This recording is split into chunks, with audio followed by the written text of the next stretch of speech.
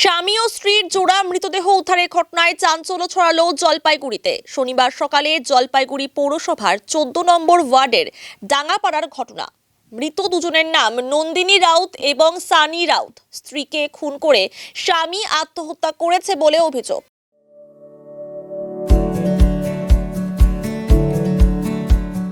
Pamper, not just a hospital, but a mother.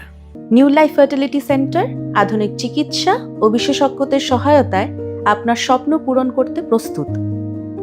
নতুন জীবনের স্বপ্ন সত্যি করতে আজই যোগাযোগ করুন। নতুন জীবনের সূচনা এখানেই। সানি রাউত জলপাইগুড়ি শহরের 12 নম্বর ওয়ার্ডের হরিজন পল্লীর বাসিন্দা হলেও প্রায়ই স্ত্রীর সঙ্গে দেখা করতে ডাঙ্গাপাড়ায় শ্বশুর বাড়িতে আসতেন। শুক্রবার রাতেই ডাঙ্গাপাড়ার বাড়িতেই ছিলেন। শনিবার সকালে নন্দিনীর মা শিলিগুড়ি থেকে এসে দরজা খোলা দেখে ঘরে ঢোকেন এবং সঙ্গে সঙ্গেই কান্নাকাটি শুরু করেন। তার চিৎকার শুনে ছুটে আসেন স্থানীয় বাসিন্দারা। ঘরে ঢুকেই দেখতে পান সানি রাউত ফ্যানের মধ্যে ঝুলন্ত অবস্থায় রয়েছে এবং নন্দিনী রাউত অচৈতন্য অবস্থায় বিছানায় পড়ে রয়েছে। এরপরই খবর দেওয়া হয় কোতোয়ালি থানায়। পুলিশ ঘটনাস্থলে পৌঁছে দেহ দুটি উদ্ধার করে ময়নাতদন্তের জন্য পাঠায়। প্রতিবেশীদের অভিযোগ, স্বামী স্ত্রীর মধ্যে প্রায়ই ঝগড়া ও মারধরের ঘটনা ঘটত। স্থানীয়দের দাবি, স্ত্রীর ওপর সন্দেহ করতেন সানি, যা থেকেই অশান্তি লেগেই থাকতো। দাম্পত্য কলহের জেরেই স্ত্রীকে খুন করে আত্মঘাতী হয়েছেন স্বামী, এমনটাই অনুমান করা হচ্ছে। জলপাইগুড়ির অতিরিক্ত পুলিশ সুপার শোভনিক মুখোপাধ্যায় জানান, দেহ দুটি ময়নাতদন্তের জন্য পাঠানো হয়েছে। রিপোর্ট আসার পরই মৃত্যুর প্রকৃত কারণ বোঝা যাবে। সকালবেলা ওনার বাড়িতে কেউ ছিল না স্বামী স্ত্রী ছাড়া। সকালবেলা ওনার মেয়েটার মা আসলো, যে কান্নাকাটি শুনে আমরা বেরোলাম। বের হয়ে দেখি যে এরকম ঘটনা, দরজা খোলা। উনি ছিল না, শিলিগুড়ি গেছিলো। এসে দেখলো যে দরজা খোলা। উনি ঢুকে দেখে কান্নাকাটি শুরু করছে। তারপরে আমরা বাইরে হয়ে দেখলাম যে স্বামী স্ত্রী দুজন মারা গেছে। স্বামী হচ্ছে ঝুলে আছেন, আর বিছানার মধ্যে হচ্ছে ওনার স্ত্রীর শরীর পড়ে আছে। এখন পুলিশ না আসা অবধি তো আমরা ওগুলো দেখতে পাইনি। মেয়েটার হবে 30-এর মধ্যে আর ছেলেটার 35-এর মধ্যে। এখন পাশাপাশি বাড়ি, আমরা কোনো কেচাল বা কিছুর আওয়াজ পাইনি। ফ্যামিলিগত কথা ঘরে হতে পারে। সকালে দেখছি আমরা ওনার মা এসে এরকম কান্নাকাটি করতেছিল, তখন খোলা সব। আমরা তখন বের হইলাম পাশাপাশি বাড়ি, তাই তখন দেখলাম। এটা হচ্ছে পান্ডাপাড়া 7 নম্বর গলি। এটা অ্যাকচুয়ালি যে স্বামী স্ত্রী মারা গেছে, সেই সানি রাউত, যে তার শ্বশুর বাড়ি। এটা মাঝে মধ্যে এসে থাকতো।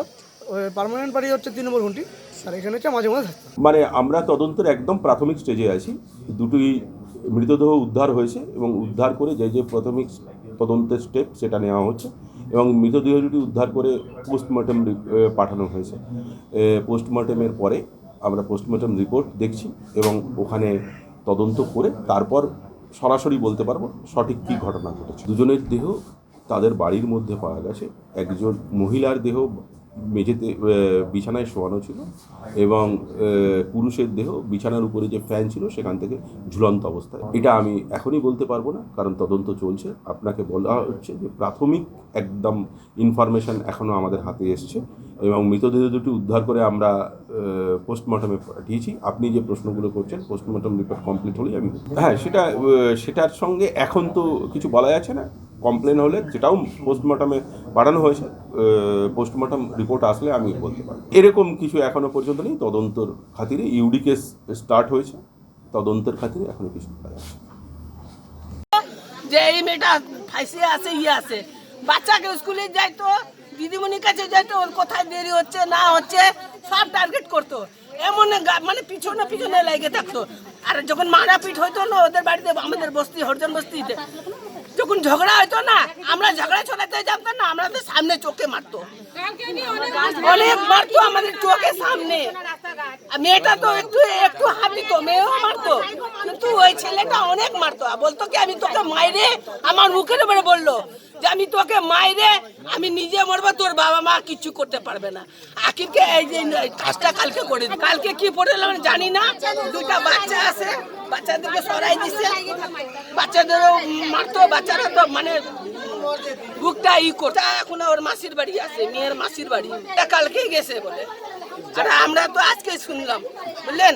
এ বলতো যে আমি তোকে মাইরে মরবো, তোর বাবা মা কিচ্ছু করে। এই ছেলেটা বলতো। আমার মেয়েটা আমার ভাস্তি হয়, নিজের ভাস্তি। জানেন সব সময় মারতো এনি টাইম, মানে মেয়েকে নিয়ে যাইতো বাইরে ঘুরাইতে, কিন্তু আইসে পুরা মারধর করতো।